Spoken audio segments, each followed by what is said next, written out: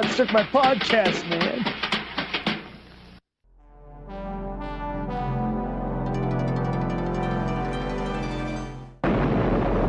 The greatest legend of all time about the greatest treasure known to man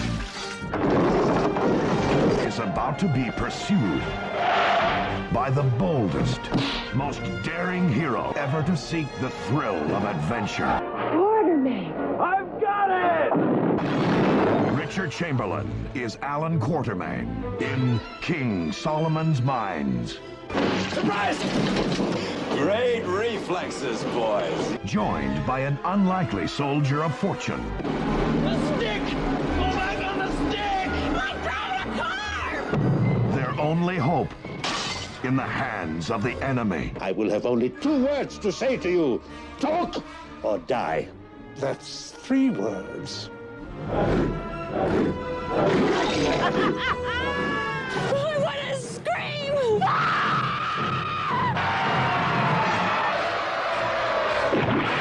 Following a mythical trail to the forbidden, impenetrable, inescapable.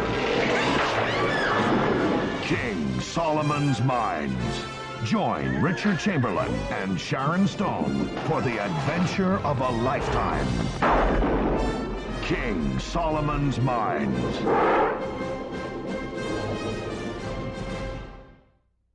Welcome to our podcast, The Robots Took My Podcast. I am Jordan. And I'm Anthony. Welcome, Anthony. Thanks. Great to be here. What are we talking about today, Anthony? We are talking about a film that is very interesting. It's a film. Some call it a film. King Not Solomon's Mines. Maybe more of a movie than a film. King Solomon's Mines from 1985. This is a canon film. This is the second canon film that we've talked about. And this is a movie that I saw several times as a wee babe on cable and haven't seen it since. And it is, some call it an Indiana Jones spoof or parody. Others call it an Indiana Jones ripoff, kind of like the Star Crash of the Indiana Jones universe. Yes, just like Star Wars. Just like Star Wars had spawned many ripoffs trying to cash in, and just like Mad Max had done, same with Raiders of the Lost Ark. It respawned this B movie serial, but trying to make a higher quality version of it. But Raiders made it look easy, of course. And Raiders is probably, in my opinion, one of the best films of all time. I agree. It's almost near greatness. It's got a solid script by Lawrence Kasdan. Sir Lawrence Kasdan, I should say. I knighted him myself, yes. Yeah. But this movie takes a different approach. It's far more tongue-in-cheek. It's silly. It's self-aware. It's not as serious as Raiders is, even though Raiders has humorous moments. But let me give some background on this. There's a whole series of Victorian novels by H. Rider Haggard about this character, Alan Quartermain. He's a big game hunter, adventurer in Africa. And so this movie, King Solomon's Mines, has been filmed, or this book has been filmed several times. So this was an 80s version. I guess Golan and Globus were just going to cash in on what was probably a public domain property at the time. Absolutely. I think, by that point, Quartermain was public domain completely, Anyway, they just had some fun with it. They made this silly movie. The elephant in the room here, and I'll get this out of the way, is that this film was made in a different time. It was made in the 80s. Yes. And there is a lot of problematic, antiquated, and possibly racist depictions of Africans. Yeah, that kind of got under my skin a little bit. Yeah. It feels like King Kong. It feels like one of those 30s or 40s serials, or the original, one of the 50s. Not the original, but one of the most famous versions of this film. But it's problematic. And I don't know if they're trying to evoke the feel of an old serial or whatever they're doing, but we just had to discuss that. If you're particularly sensitive to such things, then maybe this is not the movie for you. Yeah. And we don't blame you either, honestly. No. You know. for being sensitive to it. I'd forgotten about that. I saw this as a kid, and then now I'm like, ooh. But I mean, that happens when you rewatch movies, and it was made in a different era. Not apologizing for it or excusing it, but we're going to continue on with that disclaimer. So just be aware. So anyway, this is directed by a British director, J. Lee Thompson. J. Lee Thompson. And let's mention J. Lee Thompson. That's J. Lee Thompson power there. This is a guy who directed the original Cape Fear, Conquest of the Planet of the Apes, one of the most interesting Planet of the Apes sequels in the whole series of the original 5, and Battle. And Battle. Battle for the Planet of the Apes as well. Yeah. And the last in the series, Return to the Siege of Behind the Planet of the Apes. He did that one as well. And Behind the Basement of the Planet of the Apes. And the Guns of the Navarone. He was yes, I forgot about that one too. That's a real one, yes. Prolific director and made some really classic films. And then this movie happened. Yeah. And it stars a very charming Richard Chamberlain, post Shogun. Richard Chamberlain, good-looking actor, perfect for an Indiana Jones type. Almost a waste of talent here. I'm going to say, I'm sorry, Anthony. Yeah, he cut his teeth and was really known for a lot of like Shogun, the Thornbirds like TV series. He'd been in some movies. Thornbirds, very powerful Thornbirds, yes. But he was certainly kind of an A-list TV actor, stepping up into, I think he'd done film roles before, obviously, but this was top billing for him. And I looked into it. He's 51 years old, Jordan, when this was filmed. 51 when he made this movie, you're saying? Yes, he looks good. Wow. I mean, he's my hero for that, honestly. That's amazing. I didn't realize he was that physically fit. Yeah, he's in good shape for that age. Yeah. And Sharon Stone, this is one of her first major film roles. She was in Irreconcilable Differences right before this with a support role. But here she is, a lead actor. She had also come from a lot of television and another feature film, at least one of a few. One was when she did a Wes Craven movie filmed in Dallas called Deadly Blessing that came out in 1980 with Maren Jensen from Battlestar Galactica. But she wasn't as known as Richard Chamberlain at that point. So she was still kind of minor TV, but she'd been around already as far as TV and movies. Yeah, but these are big names for a canon film. And she was hired, fun fact, and if you watch the wonderful documentary, Electric Boogaloo, the canon story, there's this great story of how they hired Sharon Stone. They hired Sharon Stone. Menachem saw her in the dailies later on and said, "Who the fuck is this bitch?" He said, "I wanted the fucking Stone bitch. The Stone woman. I wanted the Stone woman." And people around him, of course, are going, "That's Sharon Stone. That's the only Stone name actress around town." And Menachem says, "Yes, I wanted the Stone woman from Romancing the Stone, though." He wanted Kathleen Turner. He kept referring to her as the Stone woman to his people, though. And so they hired Sharon Stone. Oh, God. And they were stuck with her. And apparently she was a big diva on the movie. Really? Wow. At the same time. So let's get into the plot. Richard Chamberlain plays Alan Quartermain, this big African hunter, as we said. Yes. And she plays the daughter of a professor, of an archaeologist. The movie begins with an interrogation. The professor is looking over this idol, the Sheba idol, and it is apparently a map, as we find out, but he's looking at the carvings on it. There is a German colonel there and also a Turkish ne'er-do-well. Is that John Rhys Davies playing him? Yes. Yes, playing Salah. He's saying, translated now. He's the evil Salah in this one, I guess. Yeah, I mean, Dogati, this is weird because as a kid, I saw him, renowned Welsh actor. Yes. John Rhys Davies playing, I guess, a Turkish person in the Indiana Jones movies, and then also this one. So as a kid, I was a little confused. I thought it was the same character because he almost plays the same character. No, Salah, I think Salah's supposed to be, he's supposed to be Egyptian because they're in Cairo, I think. He's they're in Cairo, so he's Egyptian. But yeah, either he's way, wearing a fez and looks very much the same. Yeah, John Rhys Davies, given that Raiders Lost Ark power, Raiders Lost Ark energy to this movie.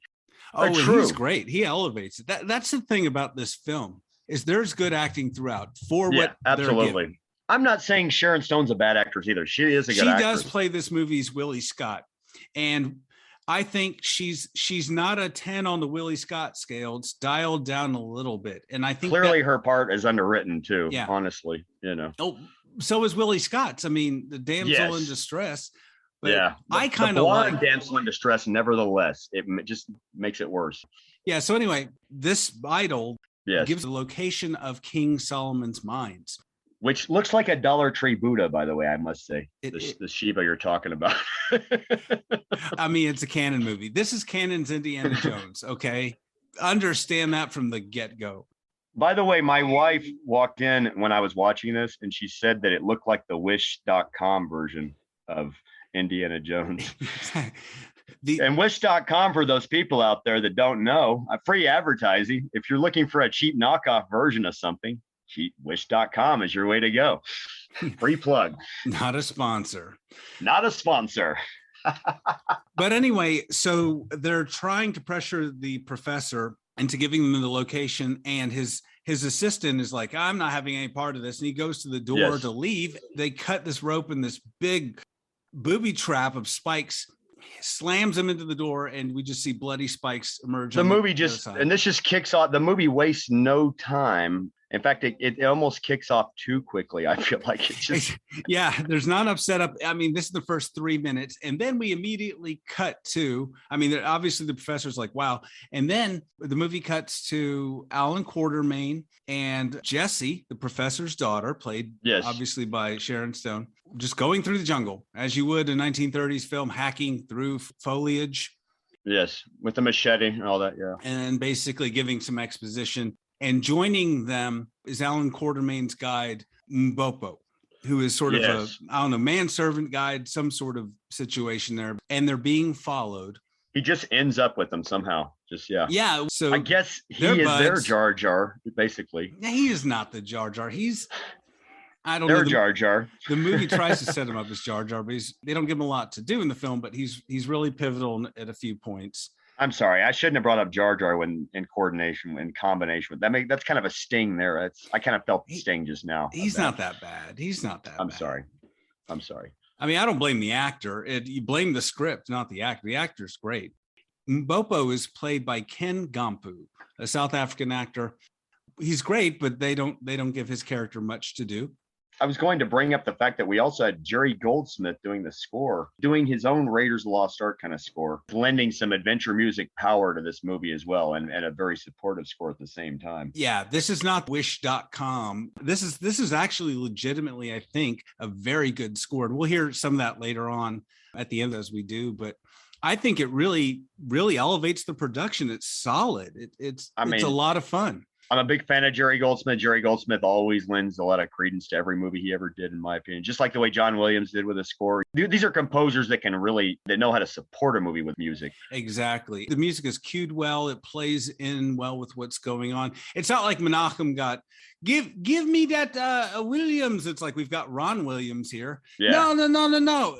This is like a legit composer. We last talked about him on Logan's Run, for those of you that heard that episode.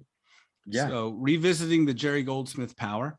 So back to the story. So basically, yes, the story. Oh boy. Quartermain and Jessie are looking for her father, and we have a lot of classic humor. This is Dad Jokes, the movie. A lot of really corny jokes throughout this thing. So a lot of groaners. These were dad jokes from the 1980s, I guess. Yeah. He's like, it's a jungle out there, that kind of thing, as they're in the jungle. So expect that kind of humor. We're about to be a main course. They go to this. That comes up later. Sorry. Yeah, foreshadowing. So they go to this town called Tangola looking for her father because her father sent Jessie a letter, and he was going someplace called House of Isis to find this idol. Oh, yes. And that's where we saw Dogati and the German colonel earlier. And Galato. With the shop owner. No, I'm joking. But I will say some of the jokes land for me. Like there's this one beautiful shot where you just see the colonel's face and then Dogati says, "Colonel, your nauseating breakfast is ready." And just the look on his face is just priceless. I don't know. It's just, it's really funny.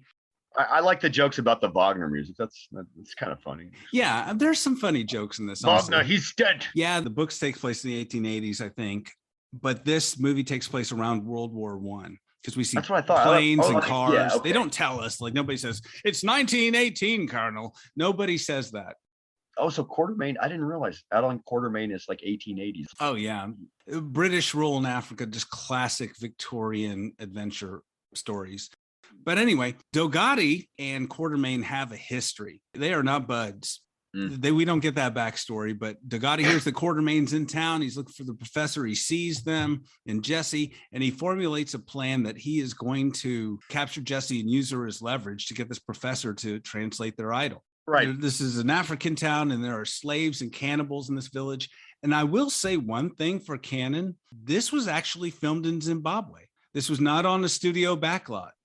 I was going to say, I wondered if this movie was filmed somewhere on an African continent, judging by the scenery. It was beautiful scenery. It's a beautiful looking film. It's not Lawrence of Arabia. I mean, Right. The locations are used to good effect, and it's really interesting. Probably filmed in a small African town that looks very old, and there are cannibals there and slaves. It's a strange, busy place. And even as beautiful as it is, photographically and photogenic as it is, we know Cannon went there because it was cheap to shoot there. Yeah. And so anyways, Jesse gets captured, as you do. When you're a blonde, yeah. Well, I will say, let's talk about Jesse's character. So we kind of touched on it. I don't think she's as annoying at all as Kate Capshaw was as Willie in Indiana Jones and Temple of Doom. I disagree. She kind of got on my nerves more. She has her moments, but I don't think she's, because I will say she does things. She actually. I know. I realize this is young Sharon Stone in this movie. I love Total Recall. I love Sharon Stone in Total Recall. She's great in that movie. I love her in Basic Instinct. And I feel bad because it's not her fault that this was written badly. The character was underwritten and just written to be a damsel in distress who kind of somewhat gets to punch every now and then. But she does get to punch every now and then. She does, and though. she does things. She's not like okay. Willie, and she just sits and screams the whole movie. I don't think she's that annoying, and I think that's what, or one of the things that didn't ruin Indiana Jones and Temple of Doom. But not having a competent female lead, just a pure damsel in distress, and I do appreciate that. Yeah, I agree. At least her character does things in this. She's not a dummy. You know, she's an archaeology student. Yeah. She does have her Willie moments, but she throws a punch, literally. So she does get tougher by the end of the movie. I'll give her that. Yeah. I mean, this is not a perfect film. So I'm giving a lot of grace. But this is not a movie about character development, people. Let's remember this as well. This is a movie about bad jokes and racist depictions. That's what this movie is all about. And basically stitching in a Frankensteinian fashion remakes of scenes from other movies. And maybe inspiring some scenes from some movies. Anyway. That too as well. We need to get into that. Yeah, we'll talk about something later. But anyway, she's captured, thrown in a rug. This first scene is... Yeah, she's rolled up in a rug like a dead body. Is reminiscent of Raiders in a lot of ways. Go ahead. Yeah, it's very reminiscent of the basket scene in Raiders, the basket chasing scene. And so anyway, even to the point where, where Indy picks the wrong basket, Alan Quartermain picks the wrong rug. He's like, wrong color. And so she's taken to Kazim, who's the owner of the ISIS store. Yes. And so he's going to sexually harass her, basically. Yeah. After this. Oh, yeah. There's a lot of that going on. And so anyways, she's taken there. But then Alan Quartermain jumps through the skylight. There's always a skylight with his gun and tries to figure out what's going on here. Where's the professor? All of this. And I do like this one joke where, he's like, I don't know where the professor is. And he's got a gun to his nose. And he's like, oh, it's coming back to me. Yeah. It's almost like a Top Secret. Remember that movie, Top Secret, Val Kilmer? There's almost a little hazy. A little hazy. Oh, now it's coming back to me. Yeah. There are a couple of funny jokes, I think, that land. So anyway, he finds out that the professor's assistant is embalmed in a mummy sarcophagus here. Just by smelling, he's like, oh, this is niter and not whatever the embalming fluid was that they used. Like, this is formaldehyde, not... Oh, formaldehyde or... not niter. And I was just like, who knows that by smell? Like, unless... Anyway. Everybody knows that, Anthony. Come on. Okay. We all know it's just me. I'm out of the loop. We all know the difference between the nitrous smell, all that, sure.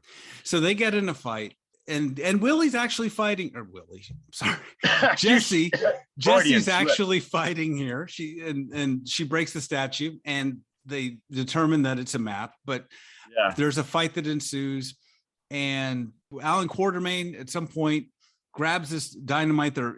Kazim's got a gun and he's shooting him. Yes. He grabs this dynamite and he throws it, lights it and throws it, because Alan Quartermain got some dynamite. That's one thing need to know about Alan Quartermain. He had it on him. Yeah. Just That was in the his funny part. pockets, he just has a whole bunch of dynamite all the time. He said, haha, that was a dummy. But it wasn't really. But what his version of a dummy is something different from other people, I guess. Yeah, later on, he's smoking a cigar, but it's actual dynamite. Yeah. But here he throws the dynamite. Cosmo goes to get it. And then who shows up, but not Sala, Dogati. Oh, yeah. Right as he's like, oh, I've got you. And then right as he does, Cosmo finds the dynamite and explodes. This is during the pursuit you're talking about. Yeah, in the fight, there's this whole long fight. Anyway, so they escape. And then there's the whole scene where they're running away. They steal a car. They steal this, car from that time period. Like an old Model T or Model A, whatever. It's a little truck. It's a little truck, basically. Yeah, they steal a truck. Model T truck kind of thing. Yeah, I guess. And we find out that Mbopo does not like vehicles. Bad luck for him.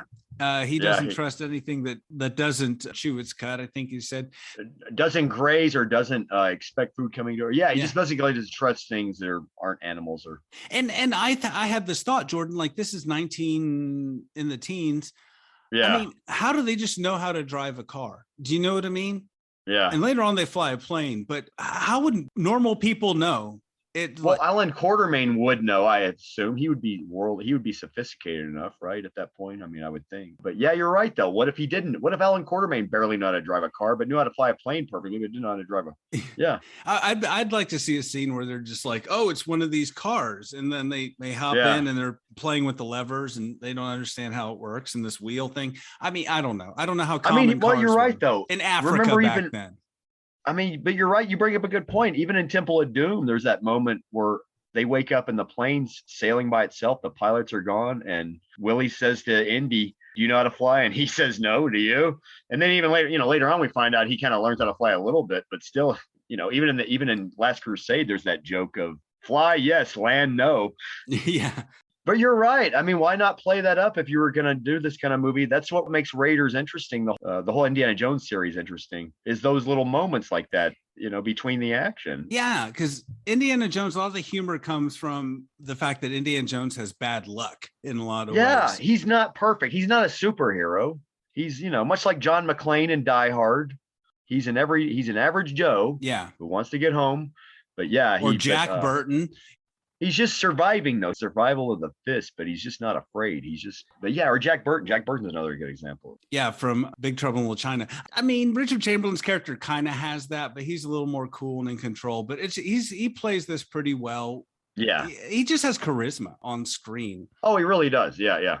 No, I think it's kind of a little bit of a waste. I'm going to say this. Yeah, I'm going to boldly say this. I think it was kind of a little bit of a waste of Chamberlain's talent. Yeah. I think they could have done more with it, man. It's kind of sad that they didn't have better zingers to give him. And the script, he delivers his lines pretty well, but the jokes are corny. But they give him all the best zingers, but they're the worst zingers at the same time. Yeah, the script feels kind of hurried. They don't slow down. We get a few moments where they don't slow down to really bask in the time period or develop relationships. It just keeps trucking because it's a canon action film. We don't have time to waste. And also, I say this with a puffing cigar. I've heard better zingers than a Schwarzenegger film. Sorry. Ooh, that's a low blow. That's a low blow. Yeah. Run for the chopper. I warned you I wasn't going to be kind with this movie. Go for it, man. Hot takes. This movie got a little under my skin. I mean, I had a difficult week, and I was just like, this movie was kind of just getting. I'm just like, man, come on, man. My biggest thing with this movie was there are actually Star Wars ripoffs I love, actually, that there's movies that have ripped off Star Wars well. Battle Beyond the Stars is a good example. Even Space Raiders fucking rips off Star Wars well, in my opinion.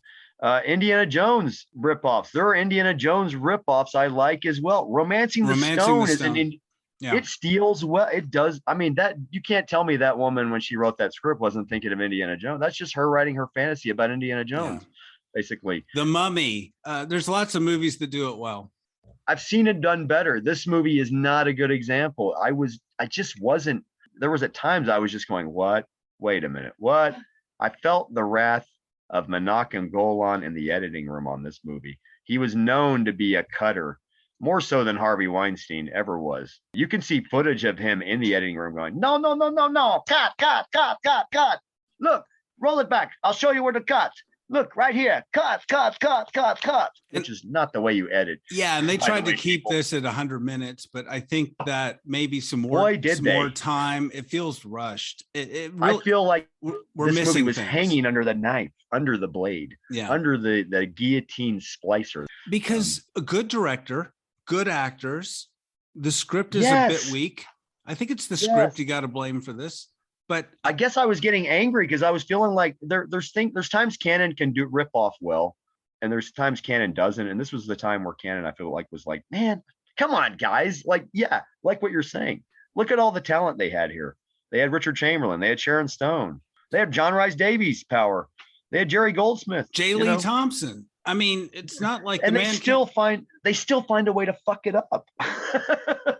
I mean, they couldn't find the metaphorical King Solomon's mines in this movie. Was just making a basic, competent film that didn't suck, that was funny and was an Indiana Jones ripoff. Yeah. Does that make sense of why I'm just kind of angry about this movie? I just think you're angry in general, Jordan. I think you're a very bitter person, and I don't think this movie's that bad. But we're getting into the review. Let's run through the plot. That's why I relate to Batman in an unhealthy way. Yeah. Let's run through the plot real quick. Okay, I'm sorry. Yes. So anyway, call to prayer happens. They escape town. They're in a car. They take the professor out of town. They tell Mbopo to take him to a village so that he can recover because he's been tortured. And then the professor begs them to find the mines before the Germans and Dugati do. And so they just immediately agree. Okay, sure, no problem. And so, he's like, please take my daughter into the wilds of Africa after this mine. I mean, no problem. Let's just, go do it. Yeah. And so anyway, Alan Quartermain's like, we got to get on this train to get down to wherever. And they don't have a map, Jordan. I'm kind of confused. They don't have the statue. They looked at it briefly, but there is no let's map. Just back up here and question this guy as a parent sending his daughter out to Africa with some dude. It's not just the some dude Africa. It's the Africa part, the wilds of Africa. I mean, in Africa, they have hippopotamuses that will chase you and kill you. Yeah. Lions that will kill. I'm just talking the wildlife of Africa there. Come on, man. Why are you trusting? I wouldn't trust anybody.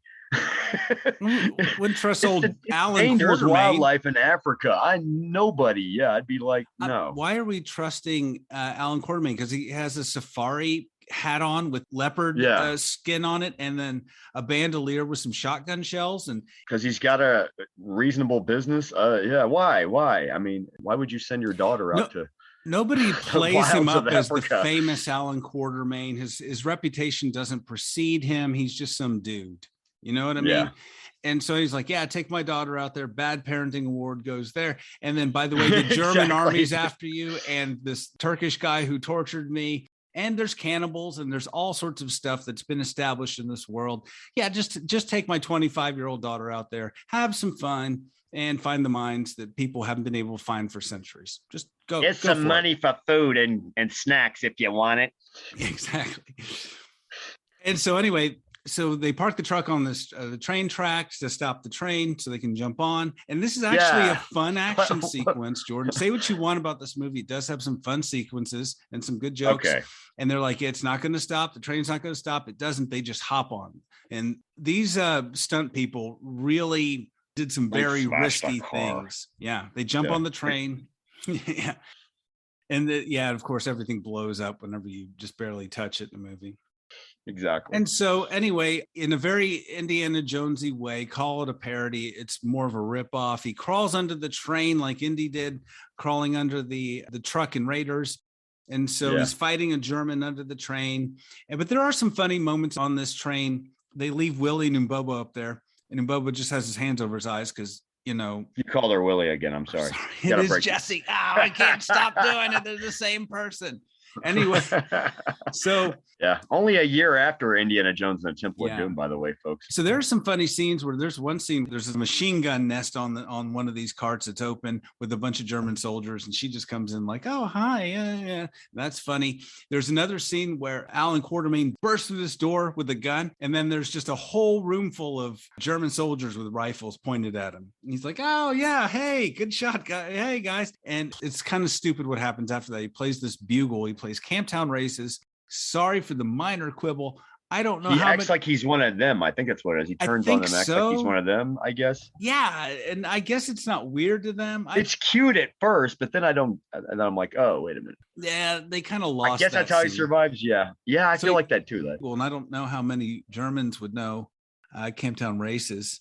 But anyway, Camptown Races, American song, yeah. And I guess America's not entered the war at this point. I don't know, or whatever. Who knows? But that's kind of funny and interesting. I assumed, we were already like entering World War I at this point with the German analogies. Yeah, or with the taking the stabs at the Germans as the enemies. Kind of already. Yeah. So wacky antics. Yeah, because movies always establish Nazis or the Germans as bad people. This is like, or I should say, I should say the already hinting at Nazis, I guess, type of German soldiers, I guess. But I don't know. I mean, they don't really they depict them as the German bad guys, though. That's the thing. The German bad guy soldiers, basically from World War I, is the way they depict them in the movie. Yeah. But I will say a couple things about the train sequences. There are some good scenes here, some good action. They're really on a train, and you can tell they're on the top of this train. Even like Richard Chamberlain and everybody, they're on top of a train. The actors are doing it for real. Yeah. It looks like, folks. There's no process screen here. You can tell. In fact, you can see the rear process. I think they call it process photography, where it's basically a projector behind a screen for the background for a safer kind of filming environment. They did that in the plane sequence in the movie, but you can tell when they're on top of the train in this, folks, that it's real. They're sitting on top of that train. The background moving is real. And they're under a train. There may be some rig or something. They may not literally be under a train, but it's happening. They may be on, a road, but I mean, this is really happening. Which looks like an antique train, by the way. Yeah, it's an old timey train. Thomas in that area of the world they're shooting in. Yeah, exactly. Anyway, so the professor's in the caboose and they are torturing him. Quartermain and Jesse are on the roof. Jesse falls through a window, of course. Dugatti's there and he's shooting through the roof, and Alan Quartermain's up there. And so he jumps off to the side of the train, is hanging. And I wonder if Chamberlain did some of his own stunts here. There is some really good editing. So then he crawls under the train, and then Dugatti leaves. And so there's a German who's about to break. It's weird because he says, "I find you quite beautiful." And then Jesse says, or she's like taken aback by that. She's like, "I meant your father." This old man. And then anyway, but he's going to rape one of them or both. I don't know. And then Quartermain shoots him in the crotch from under the train. So there's that. Yeah. It's a creepy moment. Yeah. And it's family film, guys. Anyway. But it's a family film, people. Yes. Remember that. From 1985. I saw it as a little kid. I'll tell you that. And it was scary and creepy then. Yeah. Yeah, and then I was just gonna say, did you like it as a little kid though? I loved it as a little kid. I thought this was amazing. Oh wow! Although I will say, I mean, I saw Masters of the Universe as a little kid and the live action canon one, and I thought it was better than I did as an adult. Actually, that was the funny thing. So maybe. Oh yeah, I mean, long list of movies I thought were great as a kid, and then I watch them as adult, and they're like, I don't know. I mean, I'm going to quote Red Letter Media, Rich Evans, when he was talking about Space Hunter, and he said he loved it as a kid. Clearly, kids are dumb, and that's what it reminds me. It makes me think of that too, with just movies from our childhood. Sometimes they're either still good or they show their age. I mean, when you're a kid, you don't understand what's going on. This is an action adventure movie set in Africa, all this stuff. I mean, maybe it's a movie made for children. I don't know. But yeah, it doesn't. It was made for children. I know that for sure. I mean, I'm pretty sure that the intent was made for families or children to go to. It's PG-13 though. Or they wanted that Raiders audience, man. They wanted that Indiana Jones and the Temple of Doom audience from that time period, Yeah. So anyway, he pulls the pin out of the train, or whatever you call that, and then the train separates. The train separates, on the track, and then the caboose drifts away, as we've seen in many movies. He throws another dynamite at them, I think, doesn't he? Or he throws 50 feet away in a moving train and hits them with some dynamite, and they don't die. They're standing out there, Dugatti and the Colonel. There's just smoke in front of them, though. Yeah, I guess so. I don't one part of the train is charred, as I remember, but that's like, you're kind of like, it barely made a dent. I know. They were staying there 1 second ago, and then now the whole back of the train's on fire. Whatever. Anyway. That was it, but that's about it. But it's a minor fire, luckily, that they could put out, so the bad guys don't. So you have the bad guys for the ending, so the movie can still happen at the end. The big ending can still happen. Yeah, and then they go on. They steal a plane, wacky antics. Willie's up on the plane, Jesse's got. You did it again. Jesse accidentally flies the plane with her hands over her eyes, and they're up in the air with this Red Baron character. Anyway, there's a wacky plane sequence. We don't need to get into it. This whole sequence is just basically stolen from this old Robert Redford movie called The Great Waldo Pepper. Yeah, Great Waldo Pepper. And it's a scene with Karen Black accidentally jumps into a plane and starts it. And he's just trying to help land it, but it looks like it's literally lifted from that whole sequence from that old movie. I don't think there's a lot original in this movie, but what there is bad. That's all Cannon did, though. We could go and talk about the Brooke Shields Cannon film Sahara. You want to talk about stitched together stuff? Well, after this, I may need a break from Cannon. So anyway, they're captured by cannibals. I mean, at this point, anything goes. And so the cannibals catch them and literally cartoonishly put them in a giant pot. Yeah. So they're in a giant kettle, about to be cooked alive or boiled alive, I guess. Literally with onions and tomatoes. It's really comical. And garlic, yeah. And garlic. But then I think it's rather clever how they get out of this. They start kicking the sides of the pot so that the pot sways back and forth. And then the momentum of the water and the force of the water keeps rocking this thing back and forth. And I think it's fairly clever. I mean, the whole situation's ridiculous. And I assume these cannibals did not plan the heating process ahead with this, because the water doesn't look like it's really hurting them yet. Like when you boil a lobster or something like that, or crawfish. Yeah, they didn't put them into boiling water. I mean, generally when it's up to speed, they're gone after that. I hate to say, people. But how long would it take to heat that kettle? Like a day? I don't know. It would take forever. Yeah, I wonder. I mean, they had a good fire going underneath it, but they keep kicking the kettle. They're swimming around, kicking the inside of it like these angry fish in a big giant coffee mug of an aquarium. And that's why I'm saying that Jessie, she just isn't purely the damsel in distress. He's like, let's do this, and then she does it. She's effective. You know what I mean? Okay, fair enough argument there. Yes. Yeah, I've got this hypothesis, Jordan, and I have evidence for it. Look, no, but I that's what I'm saying. It's they act very much as a team.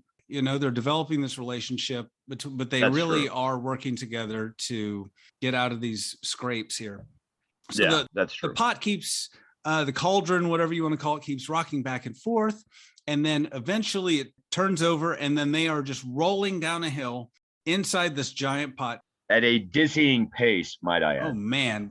And they cut to obviously a miniature pot, which is a different shape and size. Yeah, which looks like something they bought in a marketplace nearby, maybe. And rolled down a hill. I think you're right. And so the cauldron is rolling downhill there inside, and it stops at the bottom of this hill, and they're somehow alive.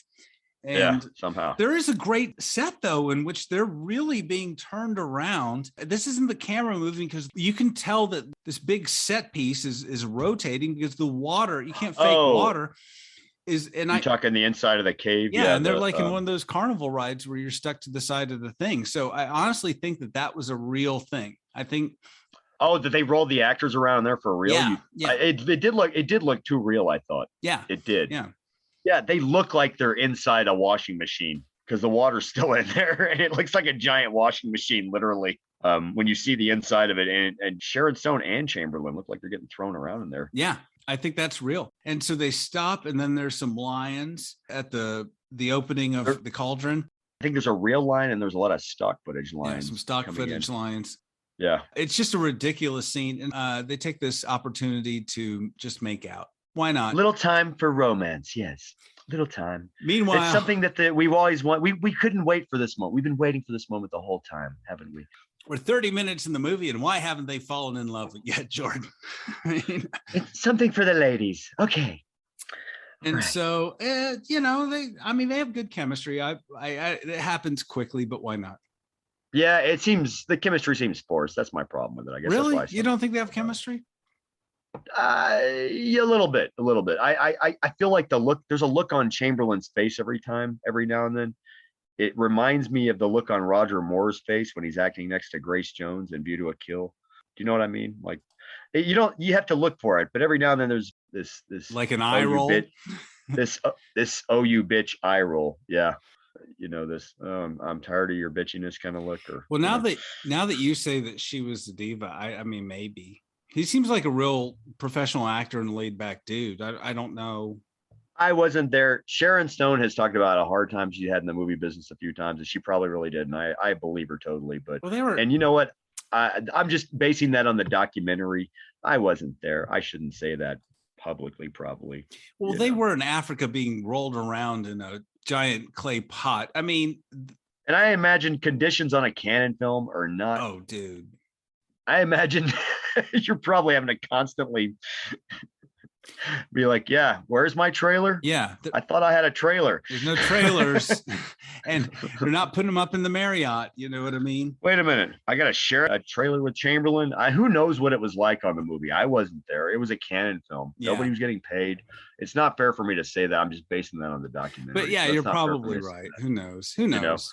And they didn't give her character much to do. A lot of times she probably had to fight for things to do every now and then, So the Germans attacked the town that they were just in, the cannibal town. Then the Lions leave and they're like, we need to go.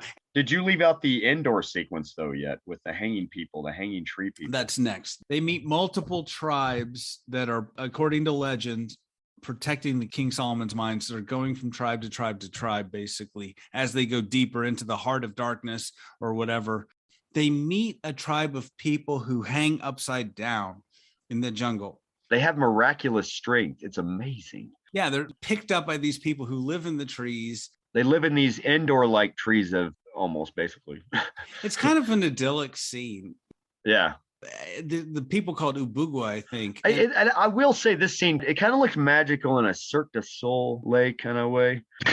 You have people floating around, hanging by their ankles. They're all hanging upside down, people. Like, I mean, with a lot of strength there, and they're lifting Chamberlain and Stone up into other tree levels and all washing their laundry, giving them fruit. It's kind of a cute little scene, I think. And then it's very dreamlike, very dreamy-like. I guess very fairy tale-like. Vaseline on the lens kind of scene. Yeah, they give Sharon Stone a nice tiara to wear, a crown, basically. Like they crown her the princess of their kingdom, kind of thing. It's like a bejeweled crown. Like $1 billion crown, this thing, and they just come out of nowhere. And then I guess that means they're on the trail to the mines. And then the Germans attack. They found the village that they were in. Previously, they found Quatermain's guns. They're on the trail. They're following them. And then they're shooting everywhere. And the tree people grab them and then cart them off. The tree people dump them out where they need to be, luckily. Yeah. Well, they're showing them the way of the mines. I guess they've approved. Yeah. And then they see this idol pop up, which is a giant version of the actual original map idol. The Shiva, I guess that it looks like a Shiva. I guess. Yeah, it's Queen of Sheba or Sheba. Yeah, Queen of Sheba. So anyway, they are captured by yet another tribe, and this one has this evil queen, and this is really where we get into like 1933 King Kong bad depictions of Africans territory, or 1950s Native Americans as well. Count that in there. Yeah, that sort of thing. It's almost on that kind of level. Yeah, they have a couple actors that are painted up. Yeah, they have skull. I think the makeup is kind of cool, but amongst African extras, I guess, right? African descent extras. No, this was in Africa. I presume that these were Africans. Amongst real African extras, basically. Yeah, but I don't know if they did their research because it looks like something from 40s or 50s. But they don't quite blend in with the extras they have nearby. Yeah, why didn't they just hire one of the extras? Jeez, honestly, But there's just dub over them. It's canon. It's like face makeup, feathers, bones in your nose. It looks really cringy. It is. It's kind of it's a little insulting, probably. Anyway, right? I don't know. It's a little cringe. But they're in Africa. You're right. How hard is it to just have more authentic looking African stuff? I don't know. Hire somebody nearby. Yeah, give them dialogue. Make him an actor. Make him a star. Make a star out of him. Damn it. Anyway, so they capture them. And then the queen, she's this evil, crazy looking queen, and she sees the tiara that Jesse is wearing that the hanging people gave her. She has this moment like, oh no. And then so she captures them, she separates them, takes Willie up to the top where she is, and then they're dangling Alan Quartermain over this big pit of crocodiles, because who doesn't have a giant pit of crocodiles in the middle of your village, Jordan? You have that there for safety, Anthony. Just where the kids play. I don't know. Throw them your scraps. Absolutely. I don't know why you would have 30 crocodiles in the middle of your village. All children in the continent of Africa grow up around crocodiles, all that. It's right there in their village, you know. Yeah, they ride them, they play with them. Yeah. So they're their surveillance, and they help them sleep better at night, honestly. They're just like pets. They're just like pets. If you do your research on tribal African, no, I'm just making all this stuff. I haven't. You're right, Jordan. Anyway. Indigenous tribes, uncivilized tribes, yes. I don't know. Yeah, what the hell is going on here? It's clearly another ripoff of Temple of Doom. Yeah, being held over alligators, crocodiles. So, although it made more sense at Temple of Doom because they were over an abysmal situation. Yeah, they're over a river where there are actual crocodiles. Yes, made more sense still. So anyway, they're dangling Quartermain over some rear projection footage of some crocodiles, and then I thought that was real. No, the magic of movies, Jordan. The magic of movies. I'm just kidding. And so Jesse is up there with the queen, and she's like, please don't kill him, I love him. 45 minutes in the film, and she's already declared her feelings for him. She loves him. Yeah, it didn't take that much. You know, how could you not fall in love with Richard Chamberlain? He's so damn charming. Anyway, Deus Ex Machina, Jordan, your favorite word. What happens? Yes. What happens at this point? Oh, how did they get saved? The plot can't free him, Jordan. So what happens? Oh, is it, you talking about the quicksand? Is it the quicksand again? No. What happens is Umbobo arrives. Oh, yes, Umbobo. We knew he was going to come in handy, be the hand of God here. He just comes in and he fights the witch doctor. That was his role the whole time, was to be the hand of God. Near the end of the movie, they're constantly saved by people and things. They don't really save themselves typically. Yeah. So yeah, did we get to the quicksand part yet, or no? Or not, I know you love that quicksand, Jordan. We're getting there. So anyway, Alan Quartermain escapes. They somehow didn't take his knife off him, so he frees himself and he cuts himself loose. And then Umbopo says in English, for some reason, to all these people, "I am the rightful leader of the Kukana, or wherever the tribe is." And suddenly, Umbobo is more animated, by the way, if I remember correctly, on this scene than he normally was for the rest of the movie. He suddenly sounds like he's a Shakespearean actor. I know he didn't say a damn thing in the first half of this film, and he looked all meek and scared of everything. And now he's like fighting everybody. He shows this big scar on his chest, and he's like, "I am the rightful leader of blah blah blah blah blah." Yeah, he's a good actor. I'm not knocking that either. He's great. He's great. Which also begs the question: why didn't they just hire locals in that last scene? I'm just, So then the queen and her henchmen capture Jesse and take her into the secret entrance to the mines, because we're right at the mines at this point. There's little booby traps and stuff. In the middle of their village, Jordan, there's booby traps. Like literally Indiana Jones booby traps in the middle of their village. But that's not important. I guess all the kids know to stay away from them. And so they take Jesse into this secret entrance, and then Alan Quartermain and Mbopo follow. And then, Jordan, the Germans attack, and they shoot up the villages. They do. This is the third village they've attacked already. God, they're just dicks. Yes. Yeah. Dugatti sees Alan Quartermain and Mbopo escaping. They're like, follow them. And then what do they get to, Jordan? The quicksand. They get to some quicksand. I'm sorry. Is this where the bad guy dies in the quicksand slowly? Well, they think. No, no, not yet. What happens is the colonel steps in there. I will say one of my favorite lines is coming up here that John Rhys Davies says. And so that's also why I'm trying to get to this part. So it's cold-blooded, because like what does happen is the colonel steps in, and then the guy with the phonograph steps in. Yes, the phonograph we've been hearing Wagner this whole time. Wagner, Ride of the Valkyries, which sometimes gets evoked a little bit in Jerry Goldsmith's, or it gets echoed in Jerry Goldsmith's score a couple of times. And then like there's quicksand clearly, Jordan. Yes. And he shoots a bunch of guys, like literally kills their own soldiers and walks over their floating bodies to the other side. That's right. That's what I thought was weird too, for a family film, by the way. Yes. But yeah, and then I think it's funny, he sends the phonograph guy first, and the phonograph guy sinks, and then John Rhys Davies says, "I'm happy. No more Wagner." There are a couple good lines here, and they're good actors. So that's the best zinger ever in this whole movie. I'm sorry. Yes. Anyway. So anyway, they cross, and then we see the evil queen take Jesse to this molten lava pit or gold or lava, I guess. And they very strangely take this ingot or this piece of metal out of the lava, and they're going to put it on her head. I don't know if it's a crown or something, but they're going to burn her, presumably to sacrifice her and kill her. And then Mbopo and Alan Quartermain come in and, of course, save the day. They push the henchmen into the molten lava. Then the queen runs away, and then they're journeying into this big cave to find the mines or the treasure. I will say this cave is a neat looking set. It looks very cavernous, and it's got water in there. And then, like you said, there's no way this could be a real location. It had to be a set. Oh, it had to be a set. I like it. I thought it was very good as well. I thought it was good. It's rock steps, sort of stepping stones that they have that go under the water with the push of this weird big rocky lever. I thought that would look kind of neat. I will give it that. I thought that looked kind of neat. Yeah, so they get to this scene because there's booby traps all over this place. They get to this scene, which is very reminiscent to me of Last Crusade. I'm not saying it was an influence. I thought that too, oddly. Then this was before Last Crusade in a weird way. Yeah, go ahead anyway. Sorry.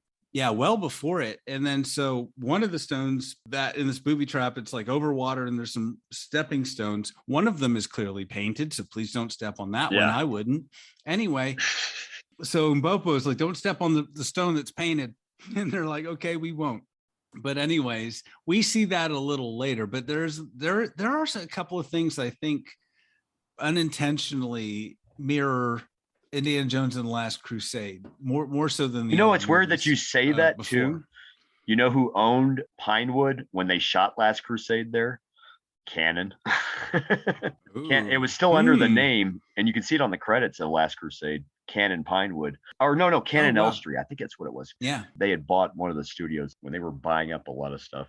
Anyway, so Mbopo takes them through this chamber, and they see in a pure Cannon moment. This could only happen in a Cannon movie because it's so cheesy. If you're wondering, like, this doesn't look like a Cannon movie, this is when you realize it was a Cannon movie, because we see the Queen of Sheba and some of these previous queens frozen in crystal. I don't know what's happening. They're in crystals. Oh yes, right. And Mbopo explains the queen wanted to sacrifice Jesse because she thought she was, and this is real confusing, she thought she was like the Queen of Sheba, the original queen, because of maybe the crown, I don't know, and felt that she had to sacrifice her. Then we get a scene that is truly ridiculous. Jordan, what happens next? I'll give you a hint. It has to do with the giant freaking spider. The big giant spider. Oh yes. One of the poor bad guy goons of the main bad guy accidentally walks into this big giant web, which looks very kind of cheesy in a way. It looks like Halloween webs. Oh, it's so cheesy. And then suddenly he's caught in the webs and he's got to act like it more. So looks just like Martin Landau doing the Lugosi and an Edwin movie kind of thing with an octopus. And then this big spider about yay big comes chomping at this guy with this chomping snout. And funny enough, producer John Peters had this same kind of idea for a scene with Superman and Superman Lives, where Superman gets caught in a web by this giant Thangarian beast, he called it, snapping at him. And I almost wonder if he saw this movie as the inspiration for it. He was inspired by this beautiful, thrilling scene. But no, this scene is so hilarious. It would make a great PSA, dumb PSA for staying away from big spiders. It's ridiculous. It's another favorite moment anyway, in this movie. Just imagine a bad giant spider, and you know how this scene goes. Moving on, they get to this treasure room. There's treasure in there. It's, yes. King Solomon's mines. Yes. They get there. They found it. And so then the queen pushes a stone and then the door closes. You know, what happens, Jordan, that happens in every movie? The door closes. Oh, wait. Are we talking about the queen's death now? No. We're talking about the treasure room and oh yes. Okay, so they're in room. the treasure room, and yeah, they're oohing and awing everything after they find the national treasure, and the bad guys are approaching still somehow outside, and they blow up some shit, and water starts coming into the cave out of nowhere, and it starts overflowing everything as they're collecting some jewelry, and they're almost going to drown, and of course. Well, hold on. What happens first before you're right? So the ceiling begins to lower. The queen pushes this thing, the door closes, and the ceiling with stalactites on it starts to lower. That's right. The yes, very much echoing the room in Temple of Doom, the room of spikes lowering. But this is a room, this is literally a ceiling of stalactites lowering in this scene at the same time. I forgot about that. Yeah. I'm sorry. It's hard to keep my thoughts on everything. This movie moved at such a breakneck pace where I was literally having to go, wait a minute. Anyway. Yeah, and it doesn't give a lot of explanation. And then this is where I get a little confused. The Colonel, I totally forgot. Speaking of which, the Colonel, when they first got in the cave, shoots Dugatti. Shoots him. Bam, bam, bam, which is pretty smart. I think it's pretty smart. But then tells his men to follow him. So the Colonel's in there somewhere amidst all this, and he has dynamite from somewhere because everyone just has dynamite in their pocket in this movie. Just there. And since the door to the treasure room is closed, he tries to blow it up. I think that's what's happening. And then water, like you said, water rushes into the treasure room. So not only is the ceiling lowering, and they finally work together to get that stopped. And this is, again, one of these things where Jesse's actually doing things. Yes. She's helping. She's not sitting there screaming until the water comes up. Then she goes full Willy and just screams. Quartermain slams something into the ceiling and manages to stop the ceiling, but the water is still coming in. Ceiling's already come down, but he stopped it. The water's still coming. Then they have a moment for a rope. Do they have a moment? The water's up there, and then they're not even like, Quartermain's not even try to escape it. They're just like, this sucks. Goodbye. This is the end. And then Willie's like, I love you. But I'm not sure if Quartermain hears her because the water's so high and they're just trying to breathe at this point at the top, whatever pocket of air they can find. So then the Colonel, with another stick of dynamite, blows something up again. And then the water all rushes out. And this is the second movie that we've watched, Jordan, in a short period of time that had both the Jerry Goldsmith It's score. A tongue twister. Say that. Yeah. Jerry Goldsmith score. Say it 3 times. And also our main characters being flushed out of a dangerous situation. Water. Oddly, just like in Logan's Run Weird. Logan's Run. I didn't think about that. That's funny. Weird connections. Jerry Goldsmith music and watery sequences. What is with it, man? Jeez. So anyways, they escape that way. Then the Colonel, somehow the ceiling's up now again. I don't know. And the Colonel comes in there and finds the treasure room. But guess what? Dugatti is not dead. The bootleg Sala is not dead. He is there and he's got a gun somehow. And he's just like, hey, he has a bulletproof vest. And then he's making the Colonel eat these stones. He's like, when we get back, I'm going to cut you open, basically. It was just, again, fun scene for the whole family. Imagine but that. I mean, this guy cannot die. Yeah. And so anyways, then Umbopo throws the queen, or she sacrifices herself into the pit. And then there's this big earthquake. And then parts of the ceiling fall down, not stalagmites, just rocks. Yes. But anyway, they fall on John Rhys Davies. And this is I thought, back up, because this was I thought kind of fucked up. The rocks fall on him. What's the big generic German bad guy's name? He's standing over him with a gun, and he says, let the rocks be your grave. And then more rocks fall on him as he's yelling. It sounds like really it's good acting by John Rhys Davies. He's just like, ah! It sounds painful. The scene's kind of fucked up for a family movie, in my opinion, because it looks like such a snuff scene in a way. Yeah, it's a little brutal, Anthony. I'm a little traumatized. I mean, so far we've seen the guy shot in the crotch. We've also seen, but he says, let the rocks be your grave, and more rocks fall on him, and then he moves on into the other scene, the bad guy. But Jordan, look, if you've got a guy who's already pretty hard to kill, would you just be like, I'm going to leave you here he shoots up in the ceiling and some more rocks fall down. He's like, bye. These extra rocks are going to kill you. I don't know, man. I'd save that bullet for something else. That sounds like a question for Steven Seagal. in the movie Hard to Kill.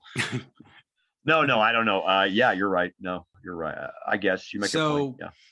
Yeah. So Jesse and Mbopo and Alan Quartermain escape. They're running through the cave, and he's at that place wherever you have the rocks that you step on, and one of the henchmen already died. Yeah. We didn't see what happened, but he stepped on the marked rock.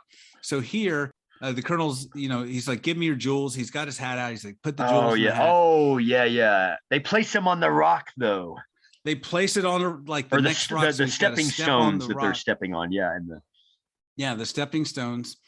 And so the colonel, he walks over and he steps on the rock, and then the trap is triggered and he falls into the water. And what freaking happens, Jordan? If you thought the stupid spider was ridiculous, what happens, Jordan? It looks like, some kind of monster comes out of the water made out of maybe trash bags. I don't know. And rubber. Paper mache. I don't know. And it eats the big guy.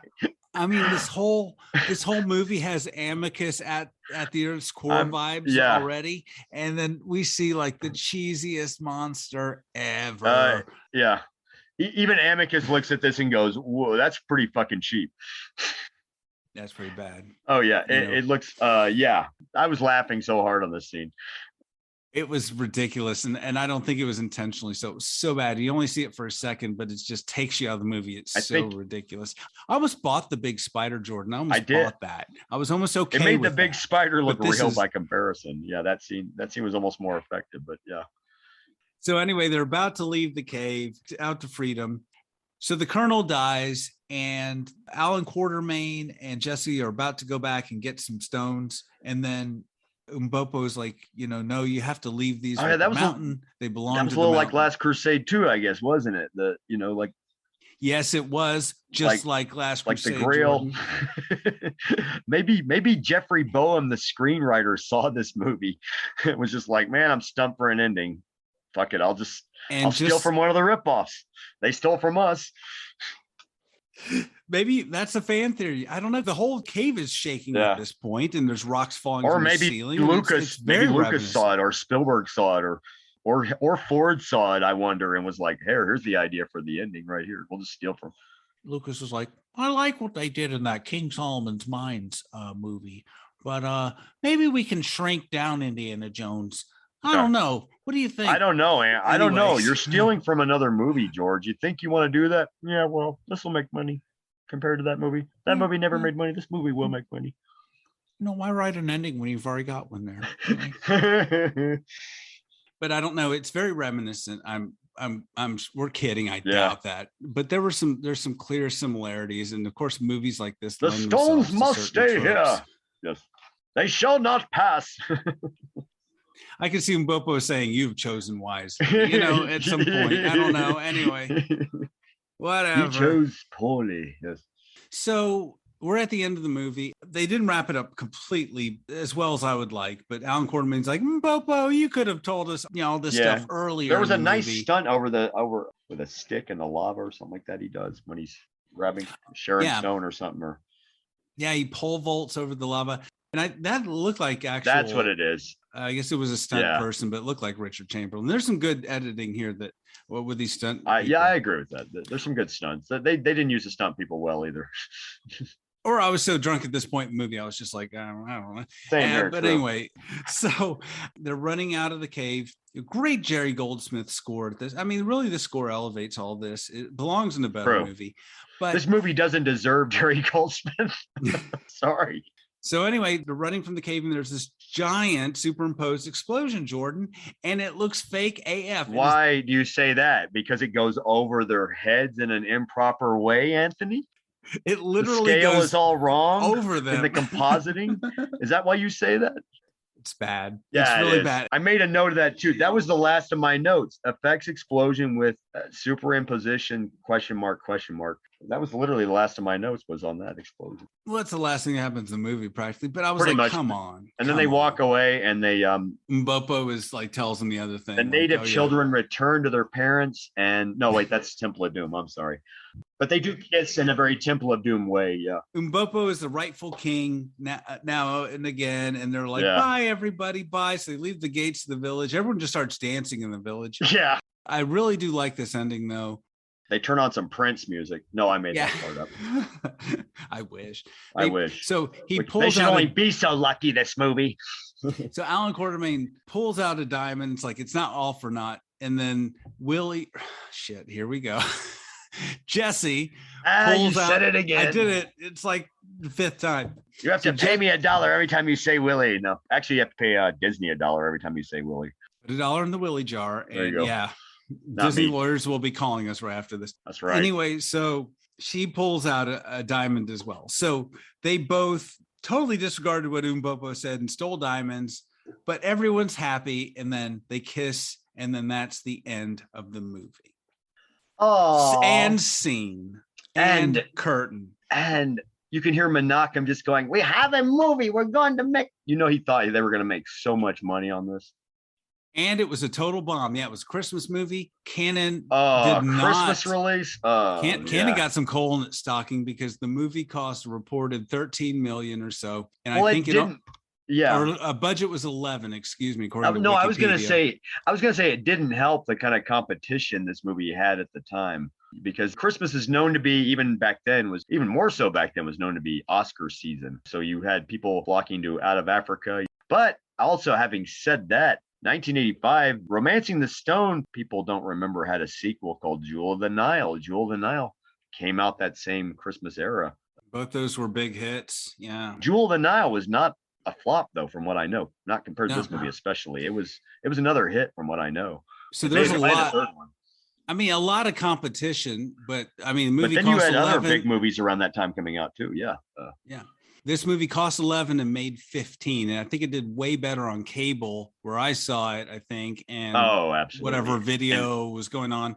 And so not a success, but they were filming a sequel concurrently. Alan Quartermain and The Lost City of Gold or whatever it is. That's how they got that sequel out so fast. Of course. Yes. They pulled the old Salkind trick where they filmed two movies at once, basically. Back to the Future 2 and 3. I mean, you're in Africa already. Why not film two movies? Like Roger Corman style. It's just whatever. Everyone's there already. Let's film the sequel at the same time. That's my bad Menachem. I'm sorry, I know. Menachem. Rest in peace. Rest in Yeah. peace. Sorry, Jordan mocks you in every podcast here episode. So you said it was Oscar season, but the movie didn't win an Oscar, but it was nominated for a Razzie, Oh, even better. as was the Colonel. So the Razzie, Colonel for those his that don't know out performance. there, is the movie award you can get for the worst things ever in a movie, basically. Yeah. Worst actress, worst movie, all that. Herbert Lom, esteemed British actor. Herbert Law, my God, he's been in I everything. think I liked his performance as the Colonel. I thought it was funny. Okay, so let's get into I thought he might be sick. Yes, our critique. our critique. So Jordan, I'm sorry I made you watch this film in retrospect. I thought it'd be it's okay. a fun movie. Don't be sorry. It's all right. It was interesting. Nevertheless, I had beer and weed to help me get through it, luckily, as usual. But no, yeah. What are your thoughts? What do you think about it? I feel like Menachem Golan was like a fan filmmaker before fan films were a thing, honestly. That's one of the things he had going for him. a fan filmmaker with a lot of money. Yeah, exactly. That was trying to make money with it without having to buy the IP so he's using Alan Quartermain because he's public domain, because he can't get Indiana Jones, he can't do a sequel, whatever. But yeah. And then but overall, I would rate this movie 2 dynamite sticks, I guess, out of 5, just because I feel like it could have been more up to speed with all the talent with the talented actors they had around them, at least, and the talented stunt people they had around them. It's more of a missed opportunity, I think. I feel like they fucked it up, a better again. script, maybe a different director. And I don't know. Maybe there's some stuff on the cutting room floor. J. Lee Thompson was very old at that point. British directors, I think, I hate to marginalize her like this, but I think at least back then they tended to have a clean cut kind of style. Does that make sense? Like I think everything's nailed down the center. There's no real gray areas for experimenting, or I think British directors by the numbers. And the minute I say this, I will think of one that totally paint by numbers. Is that the way to say it? Yeah. Paint by numbers, but they're more reserved. Yeah. You know, there's probably British directors that don't fit that mold at all or completely different. But yeah, it's more reserved. In a movie like this, you need to be outlandish, especially with this trying to be a parody or whatever it's trying to be, a tongue-in-cheek, wacky comedy. Yeah. It's sort of self-referential. I like what it's trying to do. It's clumsy in a lot of ways, but the acting's not bad. Some of the jokes land. The score is great. Yeah. I think it's a fun movie. It's not a good movie. And it has problems with depictions of certain people, but if you turn your brain off, and apparently all the chemical enhancements didn't help Jordan with this movie. No, sadly, I hate to say, yes. I don't think it's the worst thing to watch. If you're Although I was laughing at with the spider scene, I was really laughing. That was really cool. Would you call it so bad it's good or not waste your time? What category would you put this in? Sometimes it's so bad it's good, but then sometimes it's really bad and it's bad. I hate to say that. You know? But is it ever I look slow? for things redeeming all the time. Is it ever boring? I'll give it that. No, it's never slow though. I'll give it that. It never the pacing. I admire the pacing, even though I feel like editorially, you can definitely, like I said, you can feel Menachem's hand over it. Yeah, it's a bit rushed. It feels a bit rushed. I mean, not filming. I think they filmed this over 8 or 10 months, like a long time. Well, I guess they filmed 2 movies, didn't they? He did that with Superman 4. I mean, Superman 4 was supposed to be 120 minutes, and he cut it down to 90, and it made less sense of things to where it made it more disjointed. Yeah, it rushed through things, but it was even more disjointed. So it was like, yeah, but you're leaving the explanations out, dude. You know, like, so you gotta, you know. Anyway, of course, I have a lot of nostalgia, I think, for this film. Like, hey, that's you talking understandable. About with Empire Records, it's kind of like, I know its flaws, I know what it is. Hey, I noticed that its sequel, Alan Quartermain, is directed by Gary Nelson. Gary Nelson directed one of my favorite movies from my childhood, Disney's The Black Hole. Are you suggesting that we watch that as well? Possibly. Alan Quartermain. Yeah. Oh, I'll sit through it for the podcast. No pressure. No pressure. According to this, I just looked it up and randomly Googled it. Alan Quartermain, its sequel at the box office in the U.S. alone made 3.8 million only. Ouch.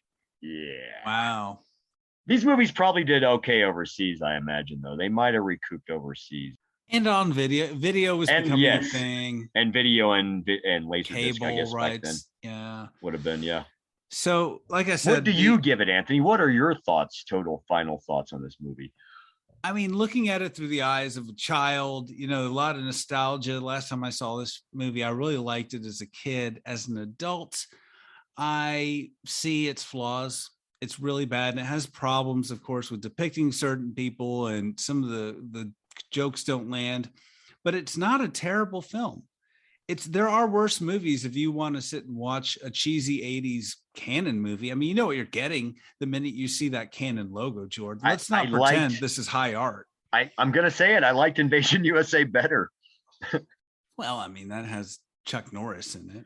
I liked the Chuck Norris movie better. I hate to say it. I'm sorry. Would you have liked to have seen Chuck Norris as Alan Quartermain? Is that what you're missing? Yes, because that would have been like Rousdower all of a sudden in the final. I'm quoting a really obscure Final movie Sacrifice. Now, Final Sacrifice, which you can watch on Mystery Science Theater, folks. That's a classic film. Then we would have had the Rousdower, Chuck Norris Rousdower touch. Can you imagine just if they'd done King Solomon's Mine like the Final Sacrifice, but they had Chuck Norris as Rousdower? I mean, it just wouldn't be as comedic. He can deliver some comedic lines, but I don't know. Maybe it would have been better. Maybe he can deliver bad dialogue better than Richard Chamberlain, who's used to Shakespeare. I don't know. It's just because I wanted a better good bad movie. That's all. Well, that would have been memorable. I'll tell you that. I give this film. Yes. How would you rate this, Anthony? I still think there's a lot of camp and nostalgia. 7 out of 10 rolling giant cannibal pots. But for the average viewer, objectively, I think more like a 5. 5 cannibal pots. Yeah. 5 boiling cannibal pots. Yeah. I don't think it's terrible. I think it's a fun movie. Well, 5 out of 10 boiling cannibal pots is what you said. Yeah. Oh, okay. So okay. I guess you're still a little more generous than me. That's okay.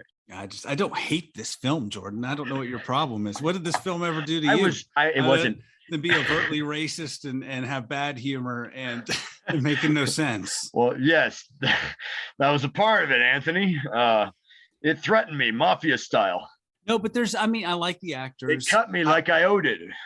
I like the score. There's a lot to like about this movie, but I think what's not to like, the problems with it overshadow all of that. Maybe it was the commercials on the streaming thing I watched it on in between. I don't know. It was free. Giving me you a can't break. Complain. I know. But yeah, I couldn't complain because it was free on that Tubi. They called it Tubi Not a TV. plug. Okay. So that's it, everyone. Jordan, any final thoughts before we close today? Yeah, for one, anytime you see a giant spider web in a cave, you need to not go near it, folks. This is a public service announcement. If you see a giant spider coming your way, you need to make sure you try to get out of that spider web really fast or have something to cut free because it will get you really quickly. So that's very dangerous. And also beware if you ever just land in some kind of uncivilized area with these tribal people you don't know or not familiar with. Watch those spears because they might be poking you into a big giant boiling pot so they can eat you. So be careful about that, people. Yeah. When you're traveling.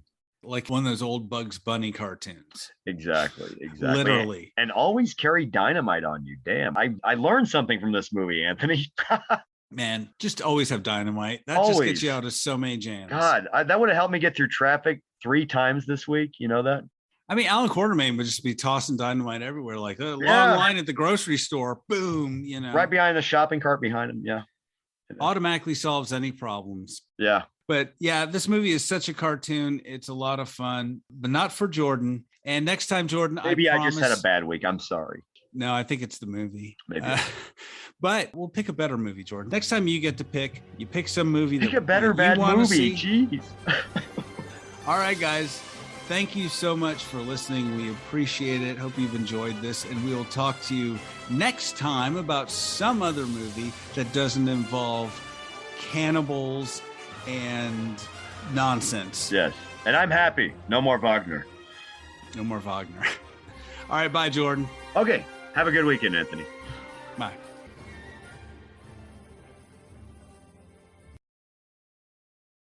All trailers, clips, music, or any other copyrighted material are used sparingly, edited from their original forms, and used for the purposes of criticism, discussion, commentary, and education about these fine films.